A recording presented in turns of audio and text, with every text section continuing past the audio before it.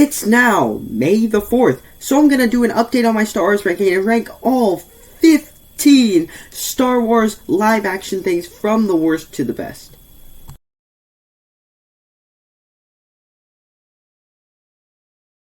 Coming in last place, The Last Jedi. This is a film that's aged very poorly for me because it deconstructs what makes Star Wars good in the first place. And the prime example of this is that it ruins Luke's character arc and has some of the most traumatizing imagery of him I have ever seen. Beyond that, it resents the setup of Force Awakens.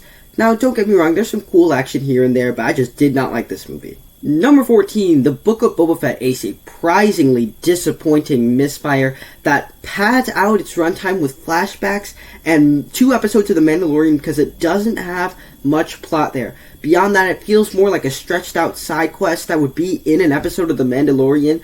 There's odd creature designs, bad fight choreography, and the effects look cheaper. I just really didn't enjoy this. 13, Obi-Wan Kenobi, a huge disappointment in the Star Wars universe. Now, it's fun to see Hayden Christensen and Ewan McGregor back in the role, but beyond that, there's just not much here. There's some bad writing and an oddly lackluster production, and there's some interesting ideas thrown into the mix, executed poorly, and it gets very repetitive and lazy, and so this was a major disappointment for me. 12, The Phantom Menace. Of all the Star Wars movies, this is the one I've watched the least because it's very boring. There's some great ideas here with poor execution. It's too kiddish. You have bad acting from a child actor, and there's some overlong Trade Federation meetings, conversations about midichlorians. Now, lightsaber action is pretty good. Darth Maul, great villain, but this is just a boring film to me. 11, Attack of the Clones, a deeply flawed prequel that just has some of the worst elements of Star Wars. So as a romance with no chemistry, a mystery without any intrigue. Our villain is not a threat until over an hour into the movie. That means there's no urgency in the film. Also, there's some really over-the-top CGI, but I feel like it's more watchable than the movies lower on this list, and so I think it's placed higher because of that. Kicking off the top 10, The Rise of Skywalker, a disappointing conclusion to the Star Wars saga, which has some great moments. It has some satisfaction. That makes it a bit watchable for me, but it feels cobbled together. It has a bunch of contrivances and coincidences, and it's very lazy, not very coherent, and so a disappointing conclusion to the Skywalker saga.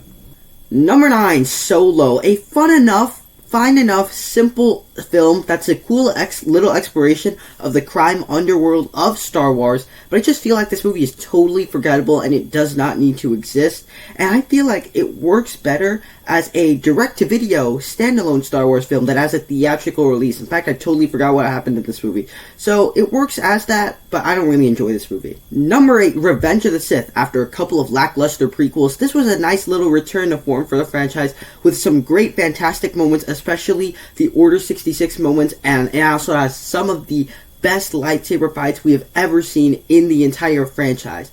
It's easily the largest in scale of the prequels. I don't think Anakin's transition into Darth Vader is treated properly, but still a very good Star Wars prequel. Number 7, The Force Awakens, a fun roller coaster ride in the world of Star Wars that's basically a good remake of A New Hope, and it's just a blast to see all these returning characters.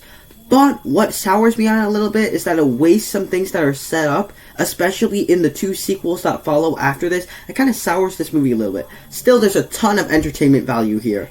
Number 6, Andor, the Star Wars TV show about a character absolutely nobody asked for that is very different and mature Star Wars, and it's about the politics and the spies. It explores the darker side of the rebellion. It's new and different, has interesting ideas, and is very complex, and I think this is exactly the thing Star Wars needed after a bunch of lackluster projects they put out. Number 5, Rogue One. Much like Andor, this is a different piece of Star Wars that's more like a serious tragedy because every single main character in this movie dies. It has stakes and consequences, and it's not afraid to be a darker Star Wars film. Add to that, there's some great action sequences, the final battle, the Vader sequence, all of it.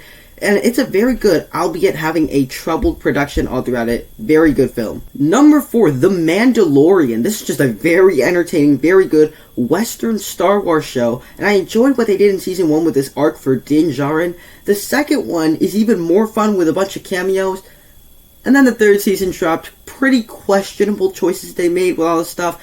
Kind of knocks it back from being in the top 3 for me.